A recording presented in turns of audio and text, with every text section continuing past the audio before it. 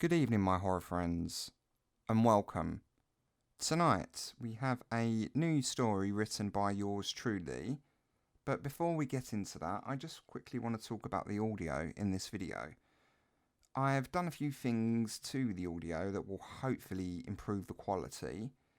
So if you do like what you hear tonight, please don't forget to like, comment, and subscribe, as it really does help the channel grow.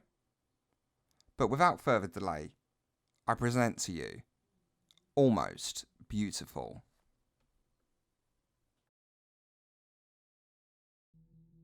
Look into the mirror, and what do you see? It is everywhere, and it is nowhere. It is tangible, yet it is fleeting, all at the same time. It is on the television, on your phone, in your hand, and in the street. It is on your mind, it is in your thoughts, and it is carried with you, even when you cannot feel it. It is the weight in your shoes. It is that dirty little shame. It is the tight sensation in your jeans and that uncomfortable feeling around of your waist. It is the reason that your clothes do not feel right. And it is the reason that you sit and wonder why you only feel comfortable in leggings. It is the judgmental stare from your best friend and the whispered words behind of your back. It is the reason for the silent competition in a world so desperately starved of love. It is the reason that you feel different, and you should always feel different. It is small and sometimes subtle, but it is big and sometimes weighty. It is a blur, yet it is so clear, and it echoes from every corner of this earth. You are not perfect. We are meant to look a certain way. We are meant to tick a box. A pound or two the wrong way, and you are a pariah. Indulgence is such an ugly little word. The blueprints of beauty were decided long ago, and if you stray, if only for a moment, you will find yourself on the wrong side of right.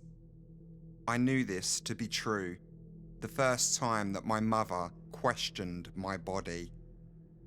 "Your weight, Becky," my mother whispered, trying her best to shield the world from the nastiness of it all. "It is not healthy." Not healthy. And this was the world that we live in.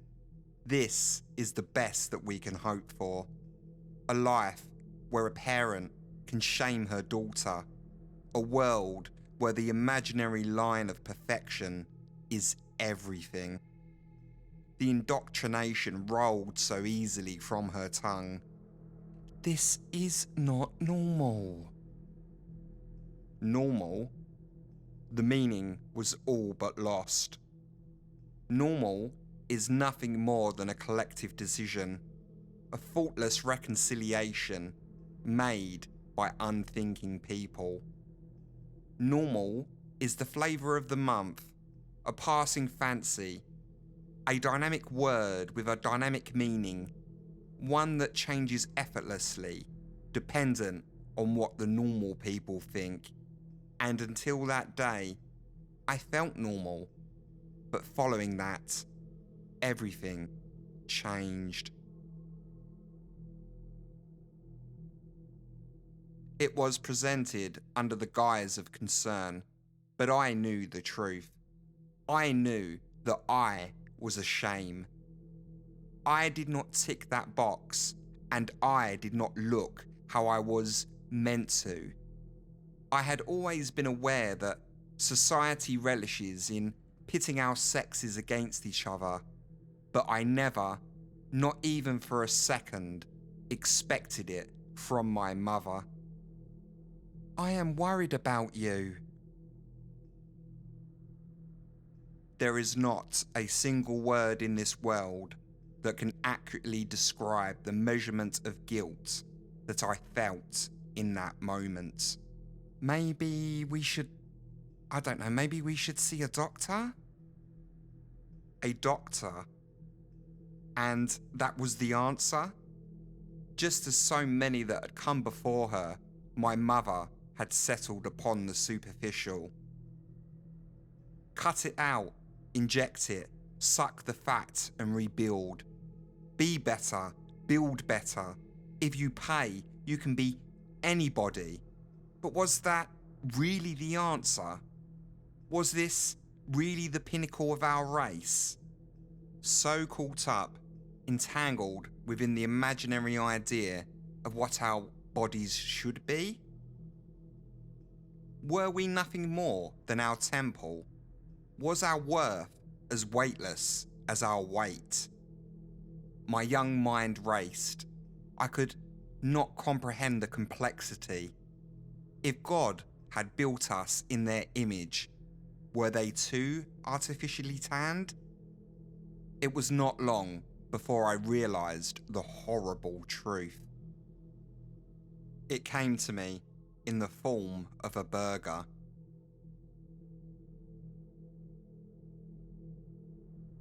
She placed it down on the dinner table. The melted cheese and oil which seeped so horribly through the bun spoke louder than the words she chose not to say. She wants me to be this way. I cursed myself for not seeing it sooner. I knew the pressure that the world bestowed upon us, but I had never thought it, not even for a second, that it would corrupt my mother as it did. She feigned a smile as I pushed the plate slowly away. It is her. It was so clear, like most revelations, it came without warning, and it came all at once. She was making me this way. She was forcing me this way. It all made sense. My mother had always been skinny. She was the right kind of frame, and over the course of my short life, I had come to learn that those who embody the idea of perfection are the first to cast the stone. She was enjoying this. She was relishing in this. The idea of what we should be is thrust upon us at such a young age, and we are taught to punish those who do not conform. I had always known that my mother looked like them, but not once, not ever, had I assumed that she was one of them. Her false concern betrayed her intent as she watched me push the bulging chunk of fat across the surface of the table. No, I am not hungry.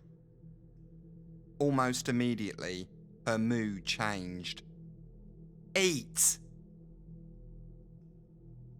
Venom, the only word to describe her delivery. She uttered the word as a command, almost as a request, but clearly as an instruction. She paused for a second, shaking slightly in anger as she waited for me to react. Eat! She knew that I was onto her. She knew that I had seen her. An eternity of silence followed as I watched a bead of oil fall slick down the horrid surface of the meat in front of me. Saliva formed within my mouth as she spoke once more, her words moving from her in a tremble as she fought to contain her anger. You will eat. But I did not. Without a word, I slowly rose from my chair and without looking back, made my way into my room and closed the door. She would not win. I knew what I was, and I was proud of what I was. As I lay in my bed, listening to the sounds of my mother's defeated weeping coming from the other room, I knew that I could not let her win. She was trying to get me to eat. She was trying to get me to look a certain way, and she was trying to hold me back. As the night and her cries grew silent, more and more of it made sense. My father had left. Where he had gone, I was not too sure. All that I knew was that he was no longer here, and he had not been here for quite some time. Clearly, this had left a mark on her.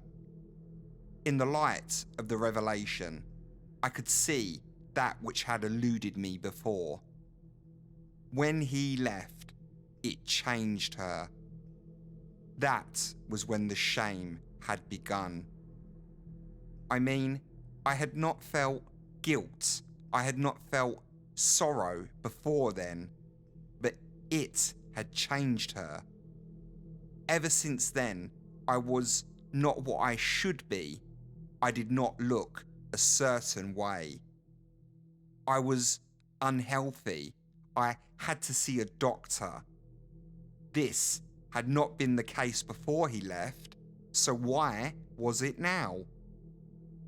As I lay on my mattress, my stomach rumbling from the absence of dinner, from within me, I felt something more filling. I found a strength. It came to me, and it felt so powerful.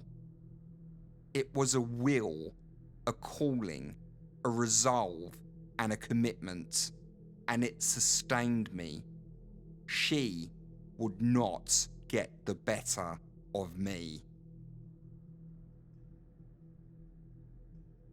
I knew what she was doing, and I would never conform to the obscurity of normality.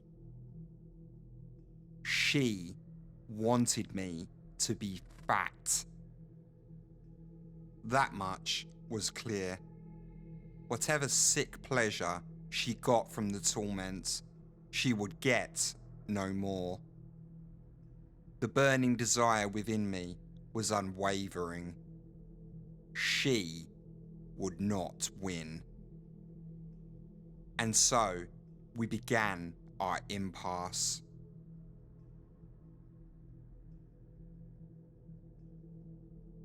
The next day, it was there again, that stinking slab of meat. The cheese once again melted horridly down the side as she quietly looked upon me. After a few seconds of silence, she spoke. "Eat," she said once more, her words more forceful than the night prior. "One way or another, you will eat."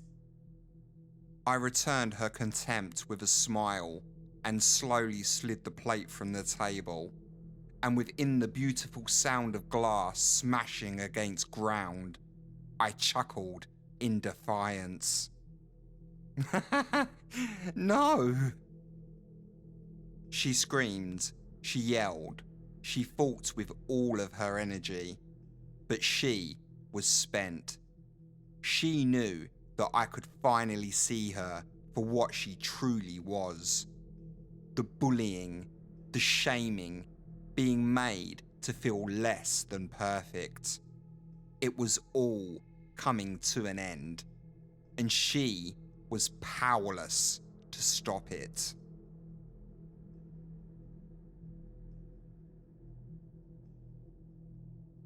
As the days progressed, and as we continued our routine, it became clear to me that my mother was no more than a bully.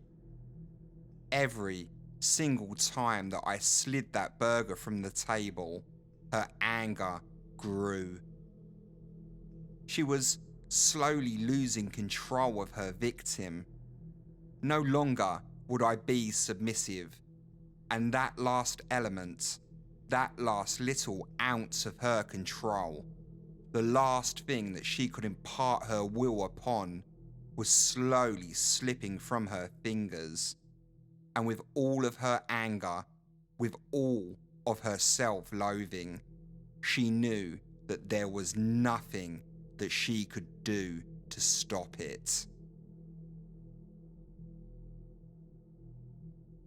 2 nights, 4 nights, 6 nights.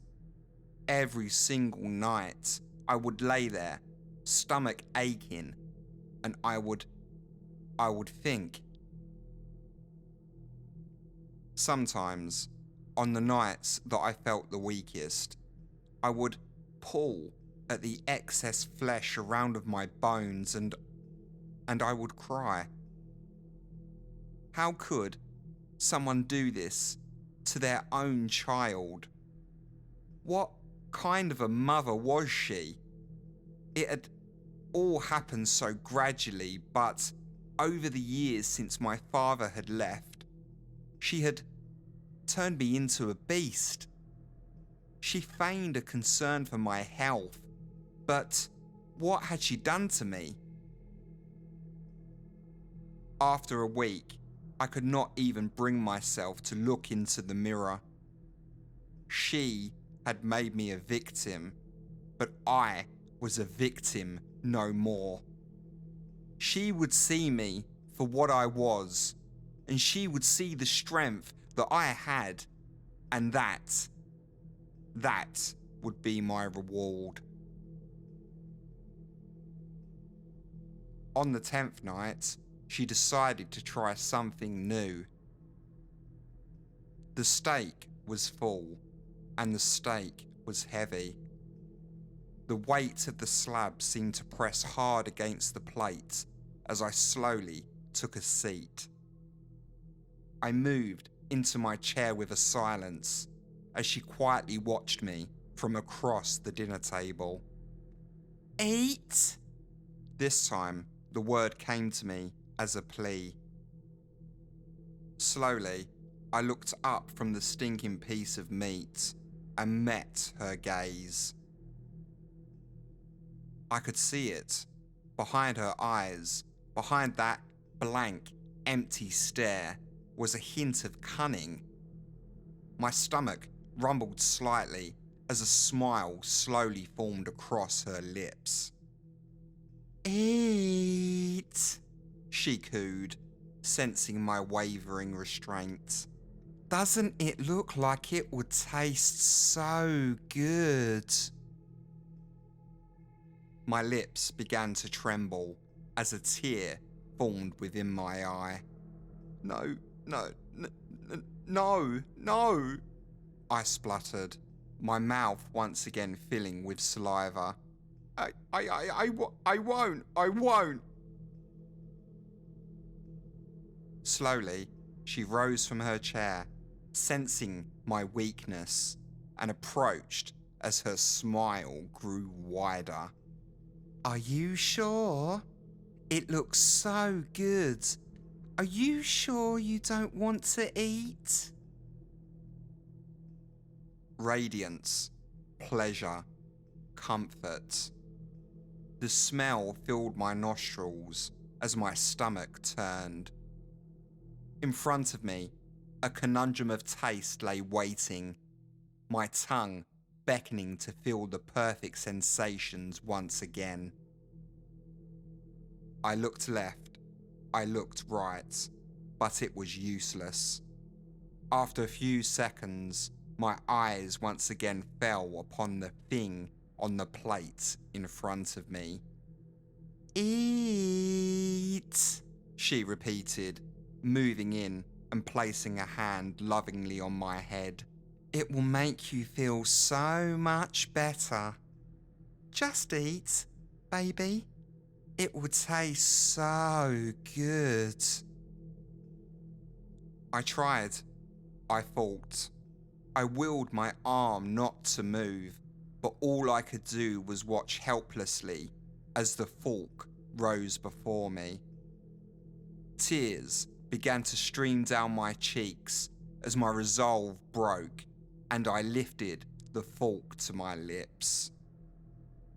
"There you go, baby," she purred, the victory sustaining her. "That's better." My lips quivered, my mind exploded, and with the darkest sorrow I have ever felt, I allowed the taste upon my lips. Instantly, she knew she had won, and instantly, she decided to enjoy every single second of it. There you go," she whispered as I choked down mouthfuls of meat amongst tears. "You are sick. You are just sick. You are unhealthy." I knew her words were not true. I knew what she was trying to do, but I had no fight left within me. For days, for a week, my body had ached for this. It was clear now that she knew that all she had to do was wait. Eventually, I would have to come crawling back, and she knew that eventually I would be hers again. Her fingers continued to move through my hair as I finished the entire contents of the plate. I tried so hard to find the words. A little more defiance, a clever retort, just something to show that I was still in control. But there was nothing. I was spent. In silence, the tears continued to fall, and in silence, I placed the fork down onto the plate and slowly rose to my feet. "Mother," I spoke, my words sounding weaker than intended. "I'm so very tired. May I please be excused?" She smiled a wicked smile and nodded her head. Of course. We can discuss a doctor in the morning." I knew that it was not a genuine question, only another attempt at control, but I felt far too weak from the ordeal to offer any kind of resistance. Instead, I turned to make my way to my bedroom, and carefully, step by step, I stumbled towards my bed. This was wicked. How could she do this to me? Surely there must be some kind of compassion left within this world. How could a mother treat her own daughter like this? More tears streamed from my eyes as the sensations began to grow. What is going on? It started small at first, but the dizziness grew throughout my mind. It hindered my thoughts, and it caused my world to spin. Below me, my legs turned to mush, and within a second, my consciousness began to slip. "Mother," I began, my words no more than a slur. "Mummy." With a great effort, I tried at another sentence, but the nastiness had already taken me. I could feel it, the encroaching darkness. Time ground still as I desperately extended an arm to steady myself. But it was too late, and I was already falling. She had done this to me. She must have put something in the food. It was so clear, and it was so simple, and I cursed myself for falling for such an obvious trick. She knew that she was losing control, and it should have been clear that she would resort to more desperate measures, but I had missed it. She had played upon my innate instinct to survive, and in doing so, she had imparted her wicked will upon me. I again attempted a mumble, but it was of no use. I barely felt the floor as my face made impact, and in an instant, my thoughts were gone, and all that remained was darkness.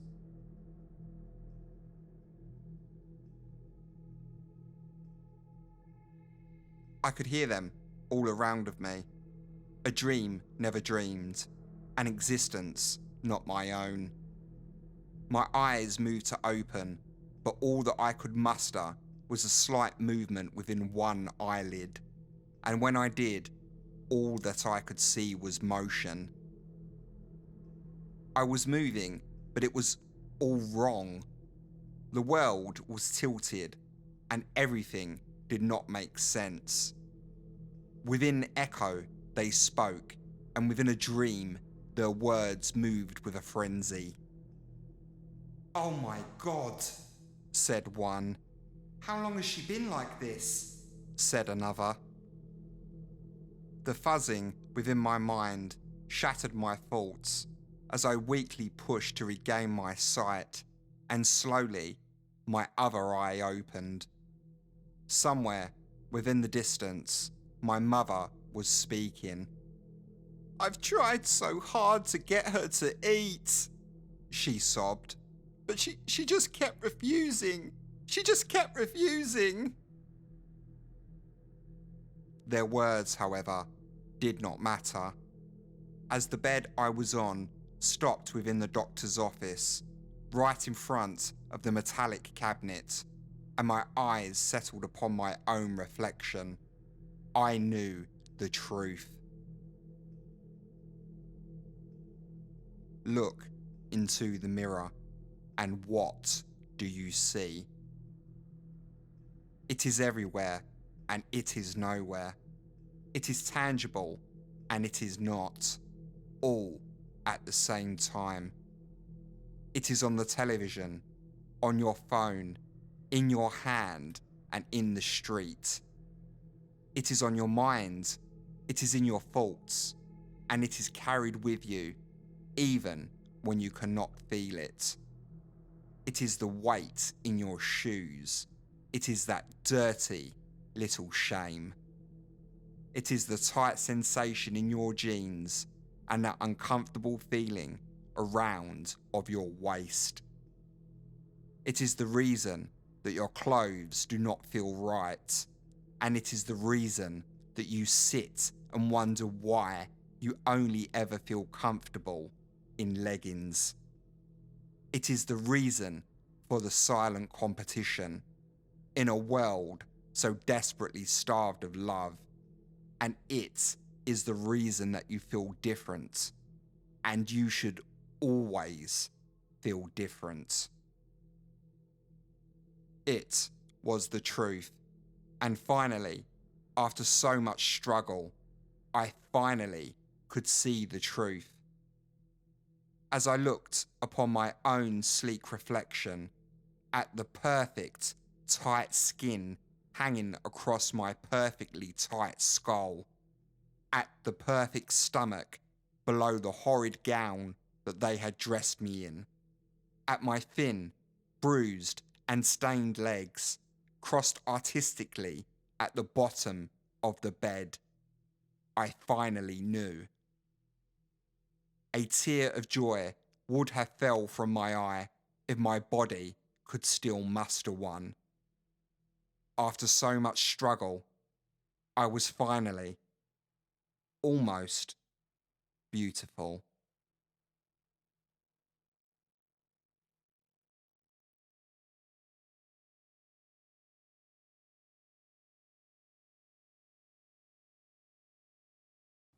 Once again, that was Almost Beautiful, a story written by me. If you have a story which you'd like featured on the channel, please don't hesitate to reach out. You can find my email address either in the description below, I believe, or on the profile on my YouTube page. But if you did like what you hear tonight, as always, please don't forget to like, comment, and subscribe, as it really does help the channel grow. As always, thank you so much for your incredible support. But until the next video, remember, there is more than shadow beyond the light.